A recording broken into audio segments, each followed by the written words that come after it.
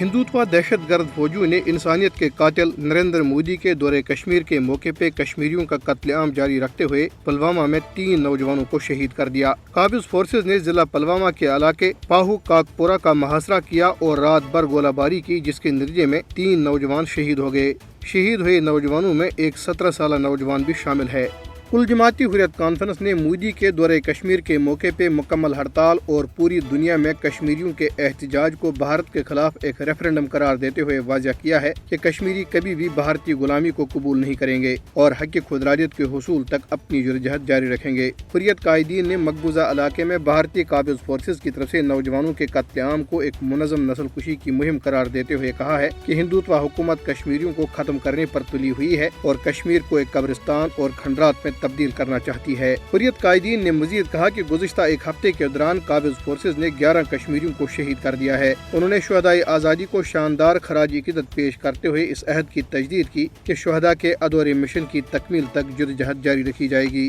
کل جماعتی حریت کانفرنس کے جنرل سیکرٹری مولوی بشیر احمد عرفانی نے بھارتی وزیر اعظم نریندر مودی کے دورے جموں کو محض دکھاوا قرار دیا، جو تنازع کشمیر کے تصفیہ کے لیے روڈ میپ فراہم کرنے میں مکمل طور پر ناکام رہا ہے۔ انہوں نے کہا کہ بھارتی وزیر اعظم اگست 2019 میں جموں کشمیر میں غیر قانونی اقدامات کی صورت میں کی گئی غلطیوں کا ازالہ کرنے میں بھی واضح طور پر ناکام رہے ہیں۔ حریت کانفرنس کے جنرل سیکرٹری نے کہا کہ جموں کشمیر نہ تو کوئی اقتصادی اور نہ ہی رابطے کا مسئلہ ہے، جس کا ذکر مودی نے اتوار کو جموں میں منعقدہ ریلی سے خطاب کرتے ہوئے کیا۔ اس کے بجائے یہ 1.5 کروڑ سے زائد کشمیریوں کے حق خودارادیت کا مسئلہ ہے، جس کو اقوام متحدہ نے بھی تسلیم کیا ہے اور اس وقت کی بھارتی قیادت نے اس کی توثیق کی تھی۔ کل جماعتی حریت کانفرنس کے جنرل سیکرٹری مولوی بشیر احمد عرفانی نے فسطائی بھارتی حکومت کے مظالم کے خلاف مزاحمت اور اقوام متحدہ کی طرف سے تسلیم شدہ حق خودارادیت کے حصول کے لیے کل جماعتی حریت کانفرنس کے واحد پلیٹ فارم سے جدوجہد کرنے کے عزم کا اظہار کرنے پر حریت رہنماؤں کی ستائش کی ہے۔ مولوی بشیر نے کہا کہ بھارت کے غیر قانونی قبضے سے نجات کے لیے وسیع تر اتحاد وقت کی اہم ضرورت ہے۔ انہوں نے کہا کہ بی جے پی کی زیر قیادت بھارتی حکومت نہ صرف کشمیریوں کی سرزمین پر قبضہ کرنا چاہتی ہے، بلکہ وہ ان کی شناخت، ثقافت اور بھائی چارے کو بھی تباہ کرنا چاہتی ہے۔